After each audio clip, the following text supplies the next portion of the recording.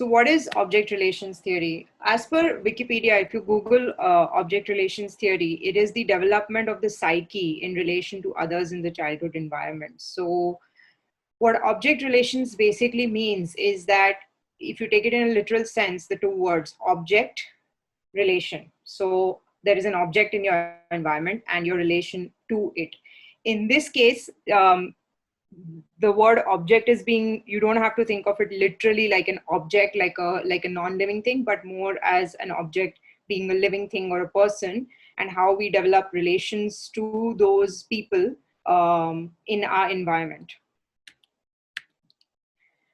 um, it's not just about the external people. So it's not an external theory in the sense that it's your relationship with the external world and the people in your external world. It's also a lot about how these relationships are manifested in your internal world or your psyche, and how you eventually develop a synchronized inner world and outer world that basically coincide and are the symbol of a healthy functioning individual. Again, object relations theory, like most of psychoanalytic theories, is based on the relationship between a mother and a child, and it is taking that as the foundation for all other attachments in life.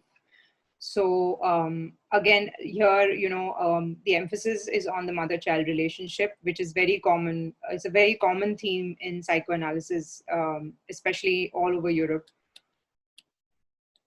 And like I said, the object in this case is not a non-living thing. So it's not an object like object in your environment, but the object is actually a living person that is in your environment and how you relate to that person. And in this case, the object is the primary caregiver or mother, which is very similar to what we covered in the last session, which was attachment theory. So object relations theory is very similarly based on the mother-child bond and the mother-child psyche, common psyche that they share.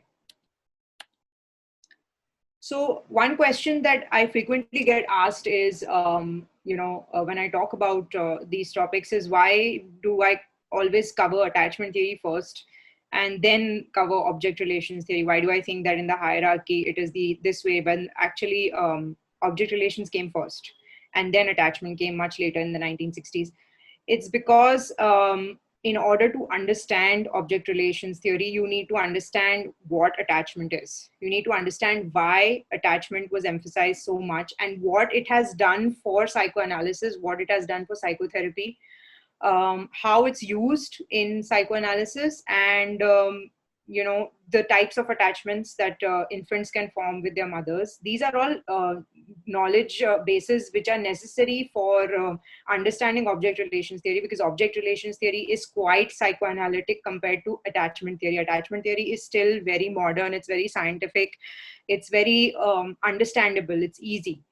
But object relations came at a time in psychoanalysis when things were quite fluid. They were quite, not scientifically tested, and the theories were quite, sometimes even radical in the way that they were portrayed. So, if I were to teach you object relations first and then attachment, you wouldn't really understand why the emphasis is given to the mother in object relations. So that's why I took it this way, because I think it's important to understand what attachment is and why attachment was given this emphasis in the 1970s and even till today, and then go back into time and see where it actually started, because it's much easier to understand it that way.